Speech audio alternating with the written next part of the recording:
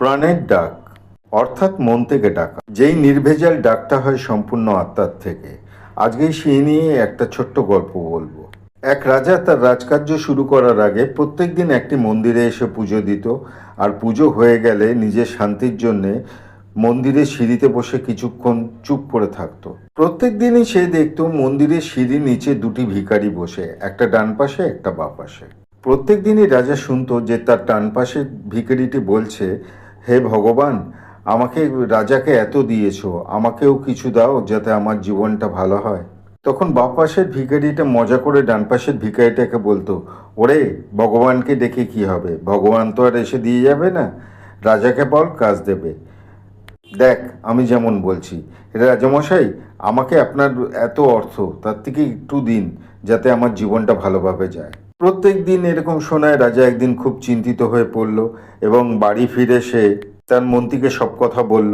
তখন মন্ত্রীমশাই বলল, ডান পাশের ভিখারিটাকে নিয়ে একদম চিন্তা করবেন না, কারণ ও ভগবানের কাছে চাইছে, ভগবান নিশ্চয়ই ওকে কিছু দেবে। তবে হ্যাঁ, বাপাসের ভিখারিটা তো আপনার কাছে চাইছে, পারলে ওকে কিছু দিয়ে দেবেন। এরপরেই রাজা বাপাসের ভিখারিটার জন্য সুস্বাদু পায়েস রান্না করতে বলল।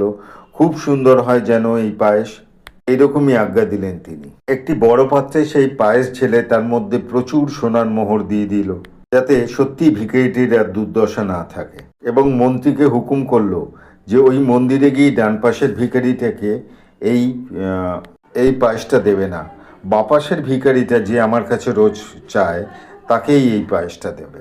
পায়েস নিয়ে মন্ত্রীমশাই যথাসময়ে মন্দিরের সামনে হাজির হলো এবং বাপাসের ভিখারিটিকে বলল, তোমার জন্য রাজামশাই এই পায়েসটা পাঠিয়েছে, তুমি রাজামশাইয়ের কাছে কিছু চেয়েছিলে তো, তোমার খাওয়ার জন্যই এটা পাঠিয়েছে, নাও খেয়ে নাও। বলে মন্ত্রীমশাই চলে গেল। বাঁ পাশের ভিখারিটা তখন ডান পাশের ভিখারিটাকে হেসে বলল, দেখ, তোর ভগবান দিল না, আমার রাজামশাই দিয়েছে, বলে পায়েস খাওয়া শুরু করলো। কিন্তু অত পায়েস সে কি করে খাবে, তাই পুরোটা না খেতে পেরে তখন সে ভাবলো এটা কি করা যায়। তখন সে ডান পাশের ভিখারিটাকে সেই পায়েসটা দিয়ে দিল। ভিখারিটি সেই পায়েস নিয়ে বাড়ি চলে গেল।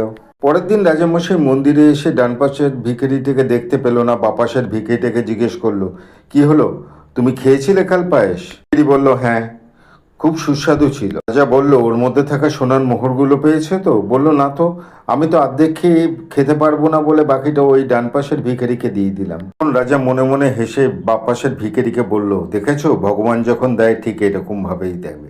এরকম আরও ভিডিও দেখতে আমাদের সাথে থাকুন। নমস্কার।